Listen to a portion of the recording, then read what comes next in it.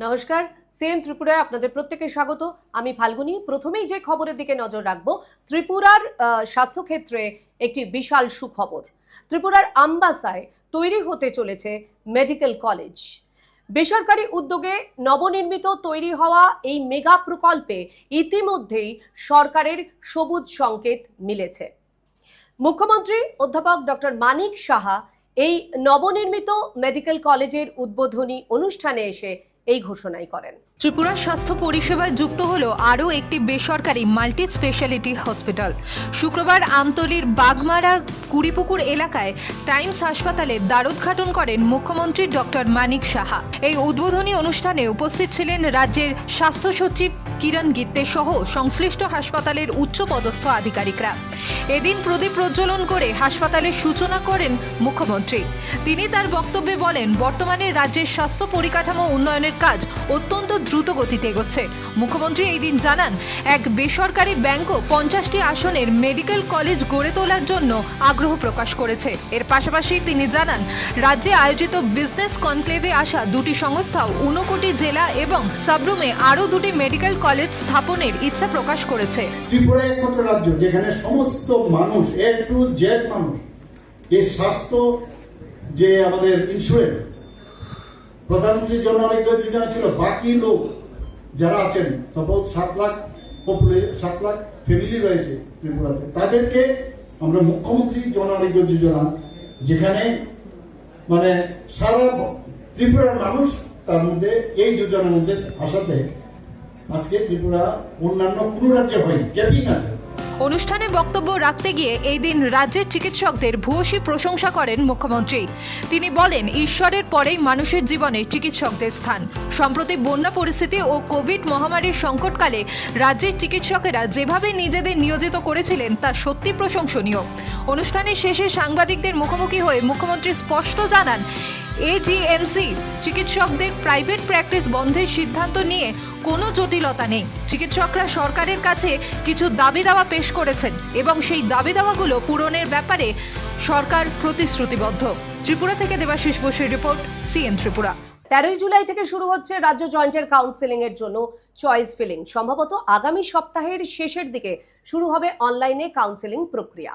জয়েন্টের কোটায় ছাত্র ভর্তি চলতি মাসের শেষ সপ্তাহ থেকে। ভর্তি প্রক্রিয়া চলবে অগস্ট মাসের প্রথম সপ্তাহ পর্যন্ত। সোমবার থেকে ত্রিপুরায় শুরু হচ্ছে রাজ্য জয়েন্ট কাউন্সেলিং এর জন্য চয়েস ফিলিং প্রক্রিয়া। রাজ্য জয়েন্টের কাউন্সেলিং প্রক্রিয়া কিছুটা বিলম্বিত হচ্ছে। এখনো পর্যন্ত উচ্চ শিক্ষা দপ্তর থেকে পিসিএম এবং পিসিবি বিভাগে নির্ধারিত সিট পায়নি রাজ্য জয়েন্ট এন্ট্রান্স কর্তৃপক্ষ। কিন্তু এরপরেও বসে নেই Tripura board of joint entrance examination কর্তৃপক্ষ ইতিমধ্যে কাউন্সেলিং এর জন্য ডকুমেন্ট ভেরিফিকেশনের কাজ শেষ করে ফেলেছে। আগামী সোমবার অর্থাৎ 13 জুলাই থেকে শুরু হবে চয়েস ফিলিং প্রক্রিয়া। কর্তৃপক্ষ আশা করছে এর মধ্যেই উচ্চশিক্ষা দপ্তর থেকে সংশ্লিষ্ট কোটা এসে যাবে। এরপরই শুরু হবে অনলাইনে কাউন্সেলিং। এদিন Tripura board of joint entrance এক্সামিনেশনের পক্ষ থেকে জানানো হয়েছে, অনলাইনে কাউন্সেলিং এর জন্য ইন্টারনেটের গোলযোগ থাকার কথা নয়। তবে যদি ছাত্রছাত্রীরা কাউন্সেলিং এর সময় ইন্টারনেট পরিষেবা না পান, তবে তারা সঙ্গে সঙ্গে Tripura board of joint entrance examination কর্তৃপক্ষের সঙ্গে ফোনে অথবা ওয়েবসাইটে কর্তৃপক্ষের সঙ্গে যোগাযোগ করতে পারেন। ফেক সার্টিফিকেটস যেটা গতবারও এসছে, তার আগের বছরও কিছু ফেকস আমরা আইডেন্টিফাই করেছি। এটা সিস্টেমটা ট্রান্সপারেন্ট সিস্টেম। আমাদের কাছে যখন অ্যাপ্লিকেশন জমা পড়ে আমরা সেগুলো এসসি এবং এসটি ওয়েলফেয়ার ডিপার্টমেন্টের কাছে পাঠিয়ে দিই। ওনারা রেসপেক্টিভ এসডিএম অফিসগুলোকে ডাইরেকশন দেন। এসডিএম অফিস থেকে এগুলো ভেরিফিকেশান হয়ে আমাদের কাছে আসে। সেভাবেই আমরা জানতে পারি যখন কোনটা জেনুইন কোনটা নট জেনুইন। ক্যাটাগরিক্যালি প্রত্যেকটা নামের পাশে লেখা থাকে। এদিকে আগামী 22 জুলাই থেকে রাজ্যের 29টি সরকারি ডিগ্রি কলেজে 2026 থেকে 27 শিক্ষাবর্ষের পঠন পাঠন শুরু হচ্ছে। ত্রিপুরা থেকে দেবাশিস বসুর রিপোর্ট, সিএন ত্রিপুরা। স্মার্ট সিটির আওতায় কেবলমাত্র যান্ত্রিক উন্নয়ন হলেই চলবে না, সামাজিক উন্নয়ন চাই। শহরের স্বচ্ছতা বজায় রাখার কাজে নিযুক্ত শ্রমিকদের জীবনমানের কথাও ভাবতে হবে। শুক্রবার প্রজ্ঞা ভবনে institution of public health engineers ইন্ডিয়ার ত্রিপুরা শাখার উদ্যোগে আয়োজিত এক কনভেনশনে এই বিষয়টি তুলে ধরেন রাজ্যের শ্রমমন্ত্রী টিঙ্কু রায়। প্রজ্ঞা ভবনে শুক্রবার থেকে ইঞ্জিনিয়ারদের কেন্দ্রীয় সংগঠন institute of public health engineering ইন্ডিয়ার ত্রিপুরা শাখার উদ্যোগে এনভায়রনমেন্টাল ইঞ্জিনিয়ারিং বিষয়ক এক কনভেনশন শুরু হয়। এর উদ্বোধন করেন রাজ্যের শ্রমমন্ত্রী টিঙ্কু রায়। কনভেনশনে সহনশীল জল এবং বর্জ্য ব্যবস্থাপনা নিয়ে বিস্তারিত আলোচনা হয়। এই কনভেনশনের উদ্বোধন করে শ্রমমন্ত্রী টিঙ্কু রায় বলেন, উন্নততর শহরের জন্য উন্নততর চিন্তা ভাবনা চাই। শহরকে কেবলমাত্র মেকানিক্যাল বা যান্ত্রিক উন্নয়ন করলে চলবে না, সামাজিক উন্নয়নের উপর জোর দিতে হবে। কারণ শহরের সার্বিক উন্নয়নের জন্য বেশ কিছু শ্রমিকের প্রয়োজন হয়। এই শ্রমিকদের জীবন মানও উন্নত করতে হবে। বস্তি এলাকার মানুষদের জীবনের মানেরও শ্রীবৃদ্ধি করতে হবে, তবেই বিকশিত ভারতের স্বপ্ন সার্থক হবে বলে জানান মন্ত্রী টিঙ্কু রায়। এখানে যারা এক্সপার্ট ইঞ্জিনিয়াররা আছেন, যারা আমাদের আগরতলার যারা এখানে বসবাস করেন, আপনারা তো দেখুন উমাকান্ত বা তুলসীবতী বা আমাদের এমবিবি কলেজ, আজকে ধরুন কত গাছ আমরাও লাগাই। আমিও তো একজন মন্ত্রী হিসাবে এই 5 জুন আসলে জুন মাসটা ব্যাপী অনুষ্ঠান হয়, বৃক্ষরোপণ অনুষ্ঠান করা হয়, আমরা সকলেই কি গাছ লাগিয়ে আসি।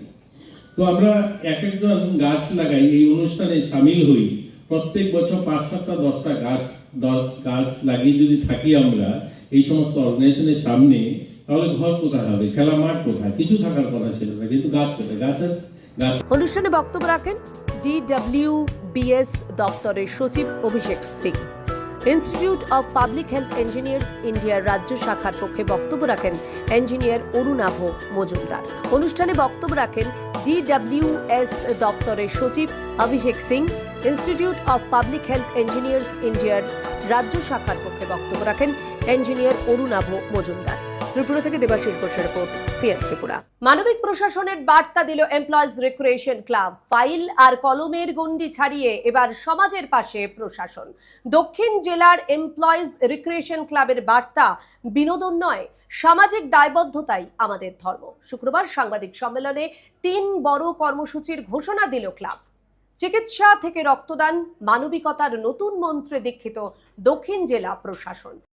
জেলা শাসক কার্যালয়ের কনফারেন্স হলে সাংবাদিক সম্মেলনে convener senior deputy magistrate Sanjit Chakma জানান, ক্লাব ইতিমধ্যে চিকিৎসা ও কন্যা বিবাহে আর্থিক অসচ্ছল 6টি পরিবারের পাশে দাঁড়িয়েছে। এই উদ্যোগ আমাদের সদস্যদের স্বতঃস্ফূর্ত অংশগ্রহণ, মানবিক মূল্যবোধ ও সামাজিক দায়বদ্ধতার এক উজ্জ্বল দৃষ্টান্ত। আগামী 14 জুলাই বিলোনিয়া সার্কিট হাউসে হবে মেগা স্বাস্থ্য ও চক্ষু পরীক্ষা শিবির। সাধারণ নাগরিকরা পাবেন বিনামূল্যে বিশেষজ্ঞ চিকিৎসকদের পরামর্শ। আর 12ই আগস্ট জেলা শাসকের কার্যালয়ে মেগা রক্তদান শিবির। রক্তদান জীবনদান, এই বার্তায় সবাইকে সামিল হওয়ার আহ্বান জানানো হয়েছে। ক্লাবের কনভেনার সঞ্জীব চাকমার সঙ্গে এই দিনের আয়োজিত সাংবাদিক সম্মেলনে উপস্থিত ছিলেন ক্লাবের সভাপতি সুচিত্র গণ চৌধুরী, সম্পাদক পুলক রঞ্জন পোদ্দার সহ ক্লাবের সদস্যরা।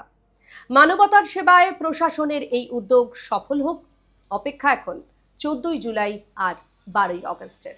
শনিবার শুরু হলো Agartala press club football premier league 2026। এই ফুটবল মহোৎসবের উদ্বোধন করলেন যুব বিষয়ক ক্রীড়া দপ্তরের মন্ত্রী টিঙ্কু রায়। 4টি দল নিয়ে অনুষ্ঠিত হচ্ছে এবছরের Agartala press club football premier league.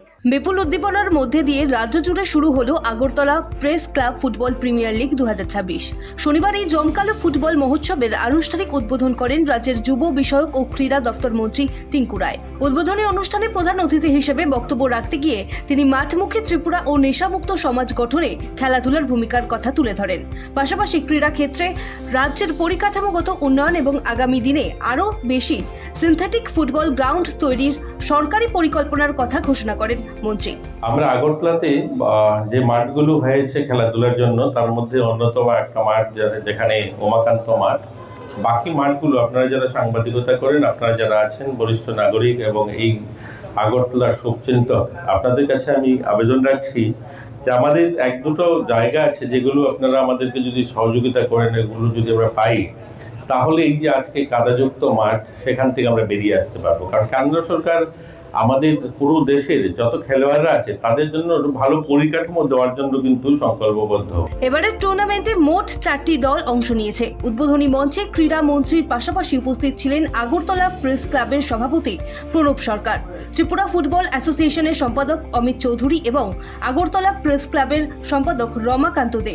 এছাড়া উপস্থিত ছিলেন রাজ্যের বহু প্রবীণ ক্রীড়াবিদ, রেফারি ও ক্রীড়া সংগঠক বৃন্দ। সাংবাদিকদের এই বিশেষ ফুটবল প্রতিযোগিতা ক্রীড়া প্রেমীদের মধ্যে ব্যাপক সাড়া ফেলেছে। ত্রিপুরা থেকে দেবাশিস বোসের রিপোর্ট, সিএন ত্রিপুরা। এখনকার মতো এ পর্যন্তই। ত্রিপুরার এরকম গুরুত্বপূর্ণ আপডেট পেতে চোখ রাখুন CN Tripura. CN Tripura, the real voice of Tripura.